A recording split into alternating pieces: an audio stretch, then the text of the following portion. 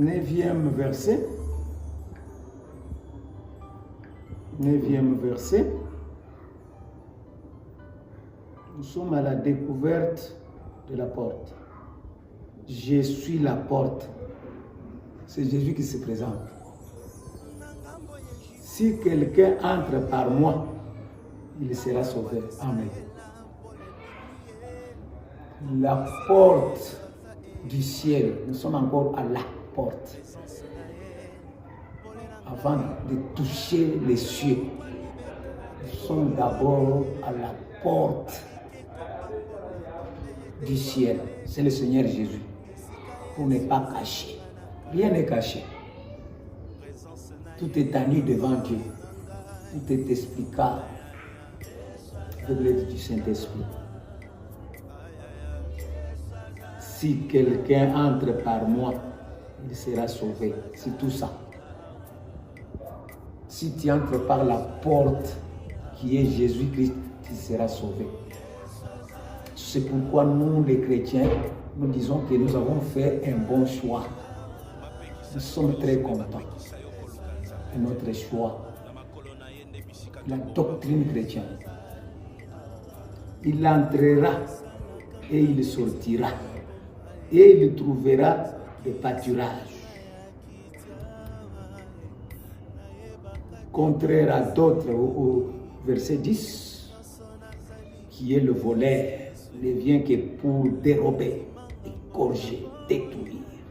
Mais moi, je suis venu, c'est Jésus, afin que les brebis aient la vie et qu'elles soient dans l'abondance. Amen. Donc la porte dont nous parlons n'est pas cachée.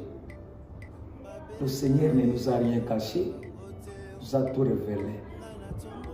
La porte dont nous prêchons en tenant la Bible, c'est Jésus-Christ de Nazareth, notre Messie. Donc tout ce que nous prêchons, tout ce que nous démontrons, c'est par rapport à Jésus-Christ. Quand nous allons à la dérive, dire en dehors de Jésus, nous devenons comme voleurs. Nous voulons égorger les autres. Nous voulons tuer l'œuvre de Dieu.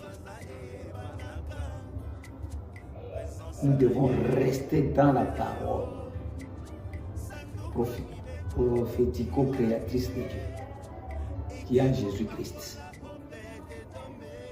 Alors, le Jésus-Christ ici, on le présente de plusieurs manières. Ici, il est la porte. Nous venons de comprendre. Nous allons encore lire pour bien assimiler. Actes des Apôtres. Chapitre 3, verset 20. On peut commencer même par 19. Chapitre 3. Repentez-vous donc.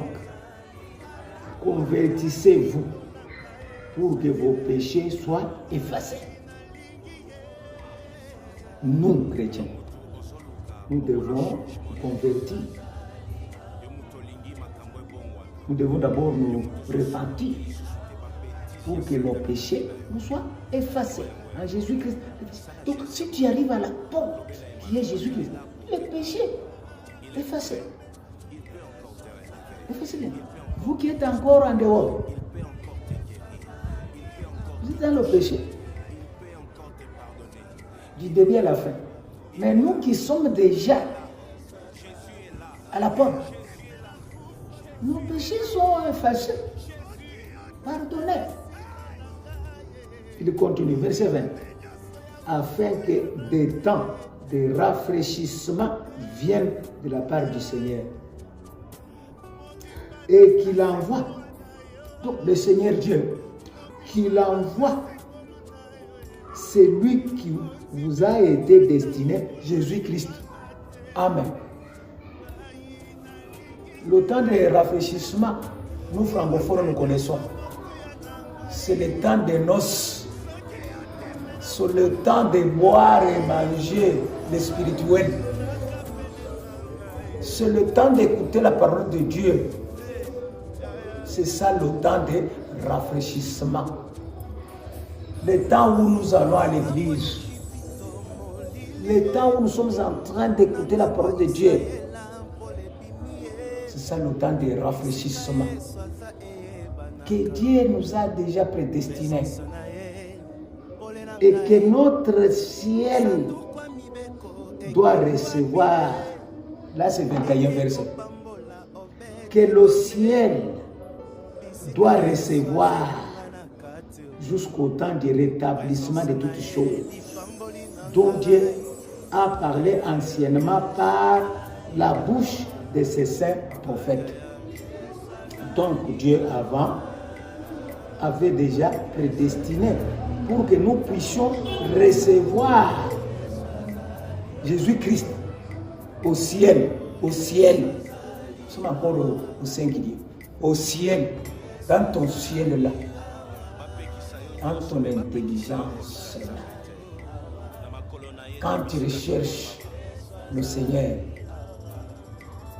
alors tu es dans le temps de rafraîchissement. Rafraîchissement, c'est-à-dire manger, hein? Savourer en français. Vous comprenez? Le miel spirituel, le lait spirituel. Vous savourez en vous quand vous vous approchez du Seigneur Jésus-Christ.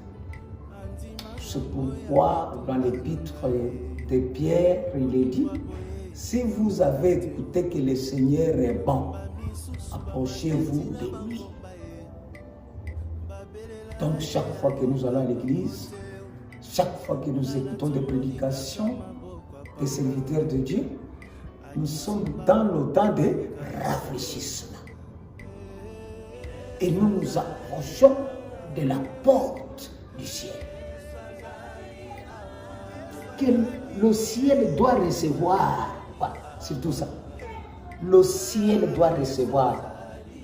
Vous allez dire, oh, je ne sais pas, qu'est-ce qu'il doit recevoir en vous?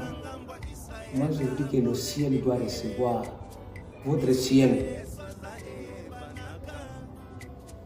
Votre intelligence. Éphésiens, chapitre 4. Verset 23-24. Nous ne sommes pas tellement pressés. Ce sont les choses de Dieu. Nous en parlons avec l'œuvre du Saint-Esprit. Je crois que les bien-aimés écoutent bien. Chapitre 4, verset 23 à 24.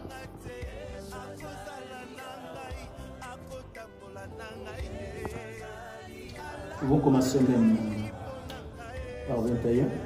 Si du moins vous l'avez entendu, si conformément à la vérité qui est en Jésus, c'est en lui que vous avez été instruits à vous dépouiller, eu égard à votre vie passée, du vieil homme qui se corrompt par les convoitises trompeuses, à être renouvelé dans l'esprit de votre intelligence.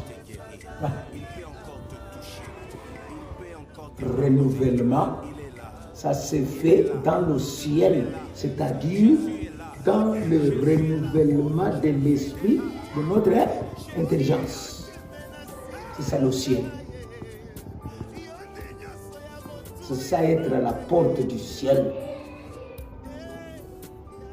C'est là où nous allons laisser, quand on ouvre en nous le ciel, c'est-à-dire l'esprit, l'intelligence, on renouvelle, l'homme ancien reste et nous entrons dans l'homme intérieur, un homme nouveau, Jésus-Christ de Nazareth.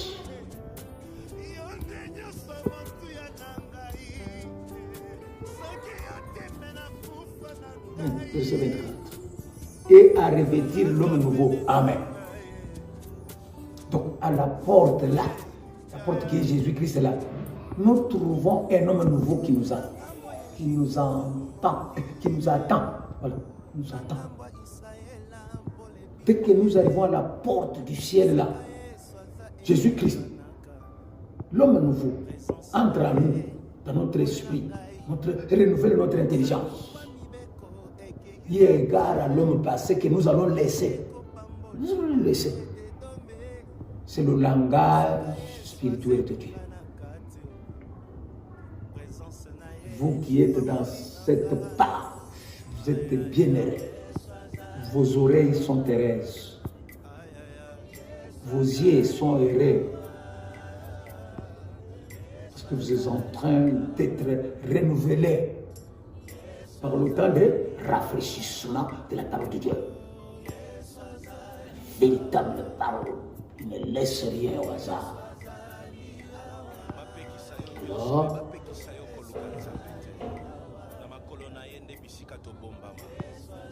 24, à revêtir l'homme nouveau, créé selon Dieu, dans une justice et une sainteté qui produit la vérité. Amen.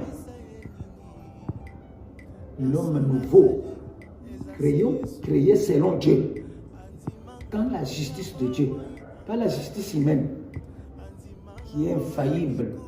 Et d'ailleurs, les hommes même ne pratiquent même pas la justice humaine. C'est difficile.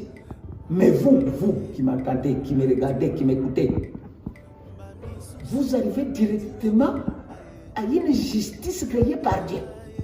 Une justice parfaite, bien aimé. Donc la justice humaine pour vous, vous la pratiquez. Comment vous respirez, voilà. Comment vous respirez? Parce que vous commencez par la justice parfaite de Dieu. C'est pourquoi la Bible déclare, ceux qui sont en Jésus-Christ ne sont même pas condamnés. Amen.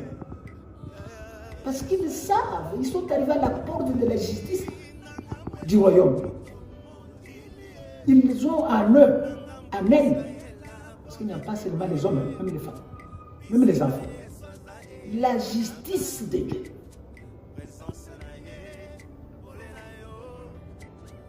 Il n'y a pas de condamnation, il n'y a pas de haine, il n'y a pas de poison. Ça n'existe pas. La Bible dit que ces choses ne soient pas au milieu de vous, ne soient même pas entendues au milieu de vous. De telles choses-là, ce sont les païens qui en pratiquent, qui en font, pas vous. Vous qui êtes arrivés à la porte du ciel. Vous qui vivez la sainteté, vous qui vivez la justice divine de Dieu. Vous qui êtes créés à l'image de Dieu, vous êtes là pour enseigner l'amour de Dieu, car Dieu est un amour.